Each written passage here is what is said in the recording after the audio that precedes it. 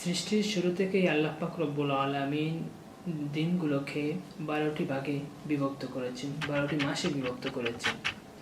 তোর মধ্যে আল্লাহ পাক রব্বুল আলামিন 4টি মাসকে বিশেষ মর্যাদা দান করেছেন। 4টি মাস হচ্ছে মুহররম, রজব, যুলকাদা, যুলহিজ্জা। এই 4টি মাসের মধ্যে অন্যতম হচ্ছে মুহররম মাস। এই মাসটা আল্লাহর নিকট এতই প্রিয়, আল্লাহ রাসূল সাল্লাল্লাহু আলাইহি ওয়াসাল্লাম এই মাসকে শাহরুল্লাহ অর্থাৎ আল্লাহর মাস বলে উল্লেখ করেছেন। এই মাসে আল্লাহ রাসূল বলেন, আল্লাহর নিকট রমজানের পর সর্বাধিক প্রিয় সিয়াম হচ্ছে এই মুহররম মাসের সিয়াম। এই মাসেরই 10 তারিখ, যা আমরা আশুরা নামে চিনি, এই দিনটি হচ্ছে আরো বেশি মর্যাদাপূর্ণ, আরো বেশি ফজিলতপূর্ণ। এই আশুরা শব্দটা এসেছে আশারা থেকে।